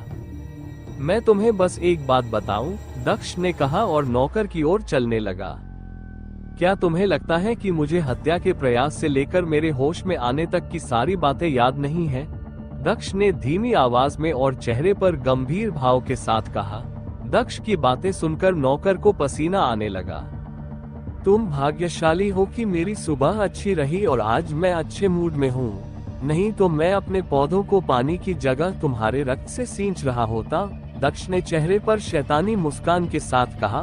दक्ष की बातें सुनकर उसके नौकर का कांपना बढ़ गया और उसकी आंखों से आंसू बहने लगे। जितनी जल्दी हो सके तुम यहाँ से चले जाओ, इससे पहले कि मैं अपना मन बदल लूं और तुम्हें यहीं और अभी कुचल दूं, दक्ष ने भारी स्वर में कहा और इस नौकर को देखा। नौकर बिना सोचे समझे भागने लगा और जल्द ही दक्ष की नजरों से ओझल हो गया। अल्पविराम, दक्ष बगीचे से बाहर निकलते हुए अपनी यात्रा पर आगे बढ़ा। उसने देखा कि पूरा परिवार सज चुका था और नौकर इधर उधर जल्दी चलते हुए दिखाई दे रहे थे। दक्ष ने पल्लवी के आंगन में दस्तक दी। जू ने दरवाजा खोला और दक्ष को अंदर जाने दिया। ओह, तुम यहाँ हो? दक्ष ने जू को देखते ही पूछा। मेई भी यहाँ है, वह मैडम को तैयार होने में मदद कर रही है, जू ने मुस्कुराते हुए कहा। माँ को तुम दोनों पसंद आ गए होंगे, वो तुम्हें अपने पास रखती है। दक्ष कुर्सी पर बैठते हुए मुस्कुराए बिना नहीं रह सका। तुम पहले से ही यहाँ हो? मैं मेई को तुम्हें यहाँ लाने और अगर तुम सो रहे हो तो तुम्हें जगाने के लिए भेजने ही वाली थी। पल्लवी अपने बेडरूम से बाहर निकली और दक्ष को देखते हुए बोली। मेई उसके पीछे पीछे आती दिख रही थी। दक्ष को देखते ही वो खिलखिलाकर मुस्कुराई। दक्ष ने भी उसे देखते हुए मुस्कुराया। उसने मुझे सुबह ही जगा दिया, दक्ष ने मुस्कुराते हुए कहा। ओह, तो वह सुबह वहीं गई थी, लेकिन उसने मुझे क्यों नहीं बताया कि वह मास्टर को जगाने गई थी? मैं भी उसके साथ चला जाता। इसके अलावा जब वह वापस आई तो उसका चेहरा लाल था। पूछने के बाद भी उसने नहीं बताया कि क्या हुआ था। कुछ ठीक नहीं है, जू ने खुद से सोचा। ओह, ये बहुत बढ़िया है, ये लड़कियां बहुत अच्छी है। हम भाग्यशाली हैं कि आप उन्हें हमारे कबीले में ले आए, पल्लवी ने उन दोनों की प्रशंसा करते हुए कहा। वैसे भी यह अच्छी बात है कि तुम तैयार हो। चलो पहले नाश्ता करते हैं, फिर मुख्य हॉल में चलते हैं। मेहमान 1 घंटे में आना शुरू हो जाएंगे। मेजबान और ध्यान केंद्रित करने वाले व्यक्ति के रूप में तुम्हें उनसे पहले वहां पहुंचना होगा, पल्लवी ने मुस्कुराते हुए कहा। मैं जाने के लिए तैयार हूँ, मैं बस तुम्हारा इंतजार कर रहा था। तुमने तैयार होने में बहुत समय लगा दिया। मैंने सुना है कि महिलाओं को तैयार होने में बहुत समय लगता है। ऐसा लगता है कि यह सही कथन था, दक्ष ने हंसते हुए कहा। तुम ऐसी फालतू बात कहाँ से सुन रहे हो? मुझे ज्यादा समय नहीं लगा, उसने कहा और टेबल की ओर चली गई और दक्ष के सामने बैठ गई। बिना कुछ कहे जू और मेई ने नाश्ता परोसा। जल्दी ही नाश्ता खत्म करके वे सब एक साथ मेन हॉल की ओर निकल पड़े। अल्पविराम, लॉन कबीले का मुख्य हॉल इतना बड़ा था कि कहा जाता था कि इसमें 1000 से ज्यादा लोग आराम से बैठ सकते थे। दक्ष पल्लवी के पीछे पीछे मुख्य हॉल के अंदर गया और अपना पहला कदम रखा। उसने देखा कि हॉल में कई गोल मेजें रखी हुई थीं, जिन्हें साफ सफेद कपड़े से ढका गया था। हर मेज के चारों ओर 4 कुर्सियां थीं। हॉल की दाहिनी दीवार की ओर कई मेजें थीं, जिन पर 4 लोग आराम से बैठ सकते थे। जिन पर लॉन कबीले ने तैयार किया हुआ सारा लाजवाब खाना रखा हुआ था, जबकि हॉल के बाईं ओर शराब और गिलास एक खूबसूरत पिरामिड की तरह सजाए गए थे। दक्ष ने देखा कि हॉल में पहले से ही कबीले के कई सदस्य मौजूद थे। उसके कुछ चचेरे भाई भी वहां पहले से ही मौजूद थे। उसके दादा और कई बुजुर्ग भी वहां मौजूद थे। दक्ष पल्लवी के पीछे पीछे अंदर की ओर चला गया। तेज प्रताप ने दक्ष को हॉल में प्रवेश करते देखा। उसने अपने साथ आए बुजुर्गों को माफी मांगते हुए छोड़ दिया और दक्ष की ओर चल दिया। ये समय का आदमी है, मेरे साथ सामने बैठो, मेहमान जल्द ही यहाँ आएंगे, तेज प्रताप ने हंसते हुए कहा। मैं माफी चाहती हूँ पिताजी, लेकिन मैं ऐसा नहीं कर सकती। मैं पास की टेबल पर बैठूंगी क्योंकि मुझे आगे बैठना पसंद नहीं है। जाओ अपने दादाजी के पास रहो, पार्टी का आनंद लो, पल्लवी ने तेज प्रताप से कहा। फिर उसने पीछे मुड़कर दक्ष से कहा, माफी चाहता हूँ दादाजी, लेकिन मैं माँ को अकेले नहीं बैठने दे सकता, दक्ष ने कहा और उसने सामने की मेज पर बैठने के निमंत्रण को भी अस्वीकार कर दिया। तेज प्रताप के आग्रह के बाद उन्होंने दूसरी मेज पर बैठने का फैसला किया जो सामने की मेज के करीब थी। 5 मिनट बीत गए और कबीले के सदस्य आते रहे। दक्ष अपने चेहरे पर दिलचस्पी भरी नजर से प्रवेश करने वालों को देखता रहा। हा, छोटा भतीजा पहले से ही यहाँ है। चाचा कल आपसे मिलने आना चाहते थे जब मैंने सुना कि आप जाग गए हैं, लेकिन मैं कुछ जरूरी कामों के कारण नहीं आ सका। यह अच्छा है कि मैं आखिरकार देख सकता हूँ कि आप सुरक्षित हैं। एक मध्यम आयु वर्ग के व्यक्ति के हॉल में प्रवेश करते ही जोरदार हंसी आई। उसने लॉन कबीले के ड्रैगन पैटर्न से ढका एक सुनहरा लबादा पहना हुआ था।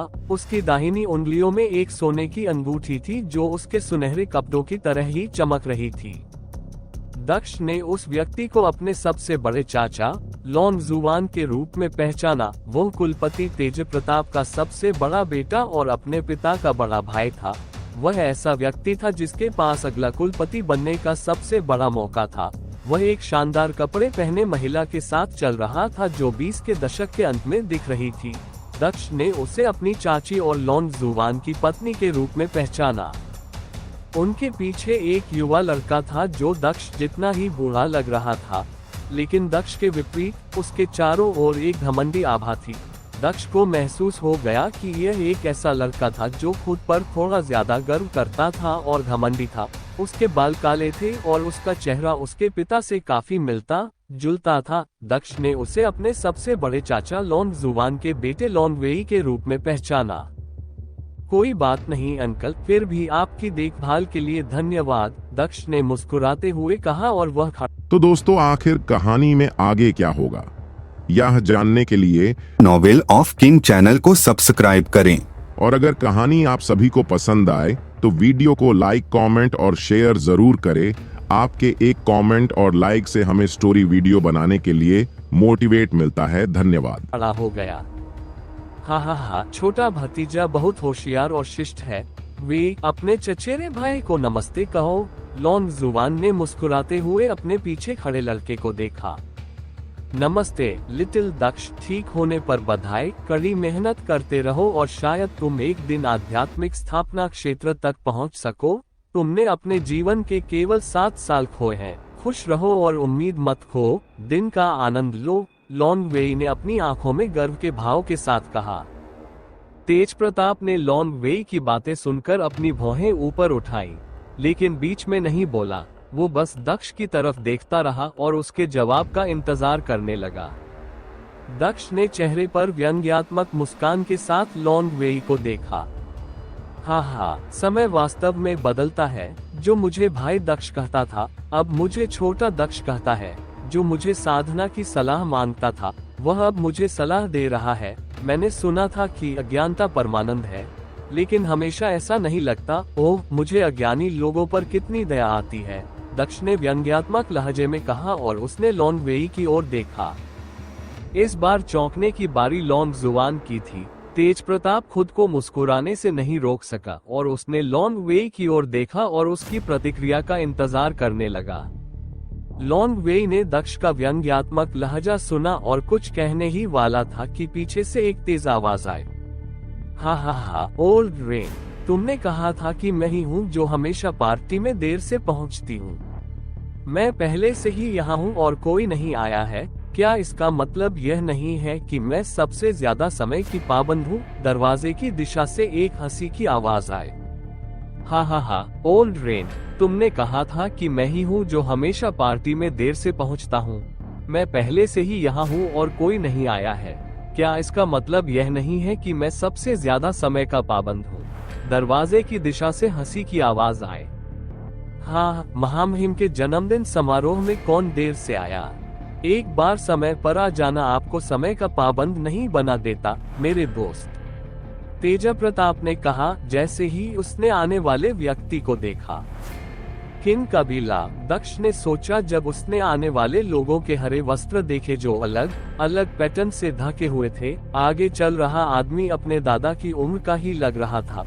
उसके पीछे 3 लोग थे। काले बालों से भरा एक अधेड़ उम्र का आदमी जो 30 के दशक की शुरुआत में लग रहा था। एक अच्छी तरह से तैयार महिला के साथ चल रहा था जो 20 के दशक के अंत में लग रही थी। दक्ष की नजर सबसे ज्यादा तीसरे व्यक्ति पर गई। गहरे हरे रंग की खूबसूरत गाउन पहने एक खूबसूरत लड़की जो 18 साल से कम उम्र की लग रही थी, अधेड़ उम्र के आदमी और महिला के पीछे चल रही थी। उसका चेहरा पतला था, भौहें पतली थी और लंबे काले बाल थे जो उसके सिर के पीछे एक बन में बंधे हुए थे। उसकी बाईं आंख के सामने बालों का एक पतला गुच्छा देखा जा सकता था जो उसे कुछ हद तक आकर्षक बना रहा था। ये लगभग 10 सेंटीमीटर लंबा लग रहा था जो उसकी छोटी नाक की नोक तक पहुंचने से थोड़ा कम था। दक्ष ने उसकी ओर देखा, लेकिन ज्यादा देर तक नहीं, क्योंकि उसने अपना ध्यान दूसरी ओर केंद्रित कर लिया था।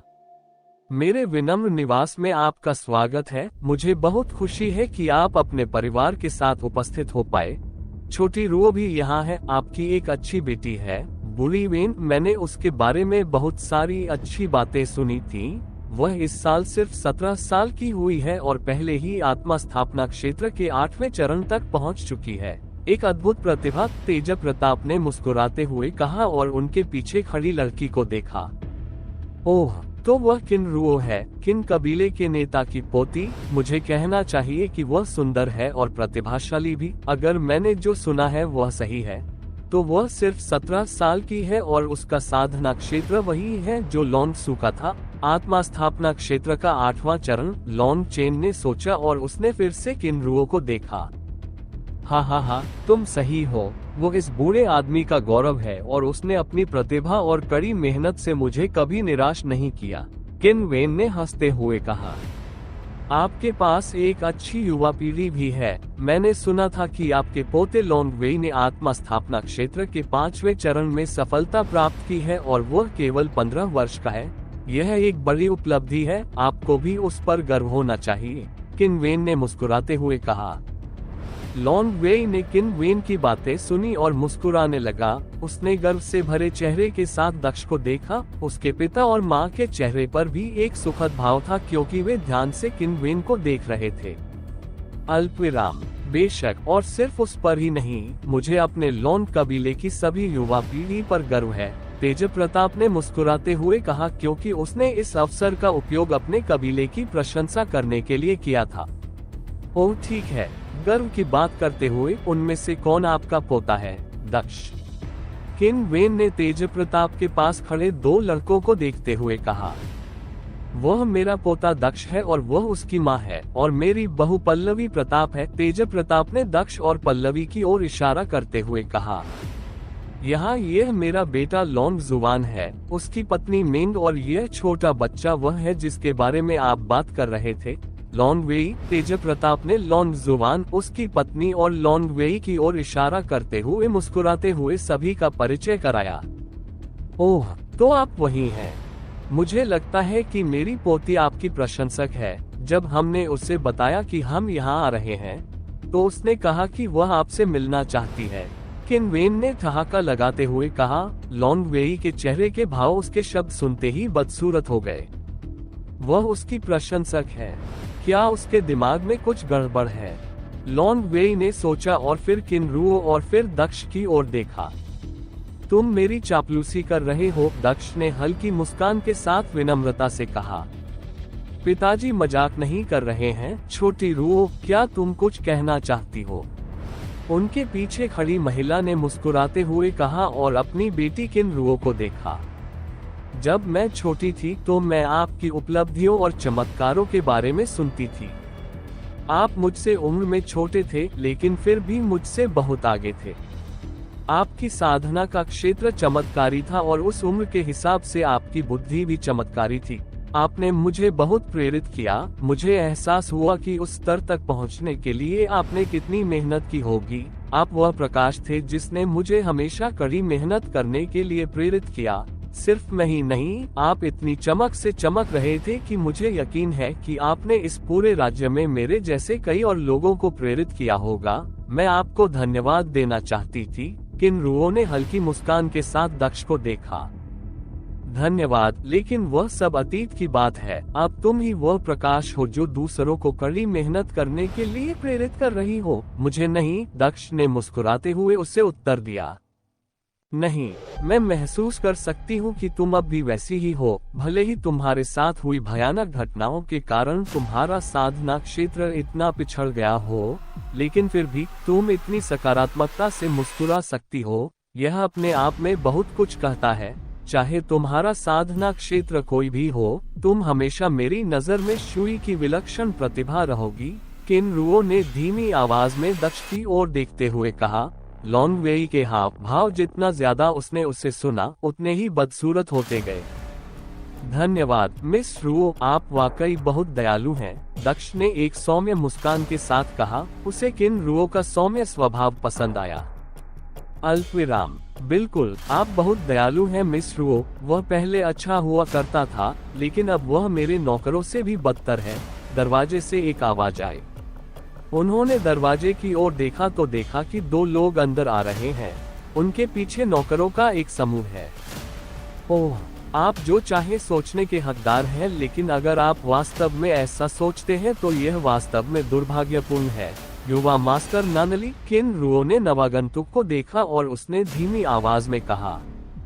उसके शब्दों से लॉन्ग चेन ने उस लड़के को गु नानली के रूप में पहचाना, जो गु कबीले के कुलपति गु योन का पोता था। अग्रणी वह मोटा आदमी अवश्य ही उसका पिता होगा, जो गु कबीले के मुखिया गु लिन का सबसे बड़ा पुत्र होगा। लॉन्ग चेन ने उस आदमी को देखते हुए मन ही मन सोचा, गु लिन, तुम्हारे पिता गु योन कहाँ है? क्या वह बूढ़ा आदमी नहीं आ रहा है? क्या उसे पिछली बार मुझसे हारने पर अभी भी शर्म आ रही है? किन हुआ ने मुस्कुराते हुए आगे चल रहे मध्यम आयु वर्ग के व्यक्ति से पूछा। मैं क्षमा चाहता हूँ, लेकिन पिताजी एकांत साधना में हैं, इसलिए वे नहीं आ सके। हम उनकी जगह आए हैं, गुलिन ने मुस्कुराते हुए कहा। तुम जरूर दक्ष होगे। जागने के लिए बधाई। तुम वाकई बहुत भाग्यशाली हो कि इतनी सारी आपदाओं से बच गए हो। गुलिन ने दक्ष को देखते हुए मुस्कुराते हुए कहा। धन्यवाद, आप सही कह रहे हैं। मैं वास्तव में भाग्यशाली हूँ। बदकिस्मत वे लोग होंगे जिन्होंने मेरे खिलाफ साजिश रची। दक्ष ने एक चमकदार मुस्कान के साथ जवाब दिया और गुलिन को देखा।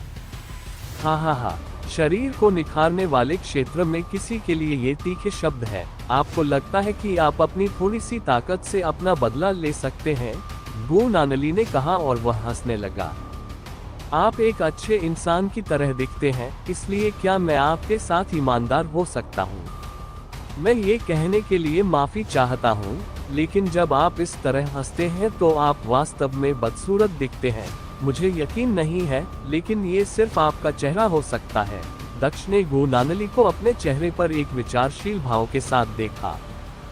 हर कोई हैरान भाव से दक्ष को देखने लगा, जबकि हॉल में हंसी की मोटी सी गूंजने लगी। मुझे खेद है, लेकिन मैं खुद को नियंत्रित नहीं कर सकी। किन रुओ ने अपनी हंसी को नियंत्रित करने की कोशिश करते हुए कहा। उसका चेहरा देखकर किन हुओ भी जोर जोर से हंसने लगी। दक्ष ने चेहरे पर प्रसन्नता भरी नजर से उसकी ओर देखा, जबकि गु नानली और उसके पिता के चेहरे पर एक बदसूरत भाव था। दक्ष, तुम्हें मेहमानों के साथ असभ्य व्यवहार नहीं करना चाहिए, पल्लवी ने दक्ष को डांटा।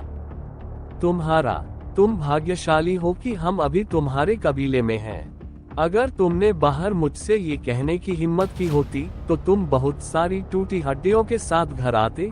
गु नानली ने गुस्से भरे भाव से दक्ष से कहा। ओह, आप वास्तव में अपने बारे में बहुत ज्यादा सोचते हैं, है ना युवा मास्टर नानली?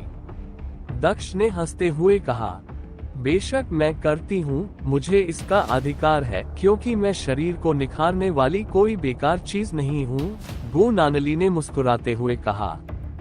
आपको किसी को भी कम नहीं आंकना चाहिए युवा मास्टर नानली, आप कभी किसी के सच्चे स्वरूप को नहीं जान सकते। क्या ये शर्मनाक नहीं होगा यदि आपको बॉडी रिफाइनिंग रियल्म के कचरे से कुचल दिया जाए?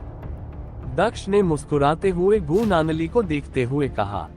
हाँ, क्या तुम हमेशा इतने भ्रमित रहते हो? गु नानली ने दक्ष को घूरते हुए कहा। तुम्हारे जितना नहीं, दक्ष ने जवाब दिया। बस नानली सीनियर रेन, हम यहाँ बहस करने नहीं आए हैं। क्या आप अपने पोते को भी नियंत्रित कर सकते हैं? गु लिन ने तेज प्रताप को देखते हुए कहा।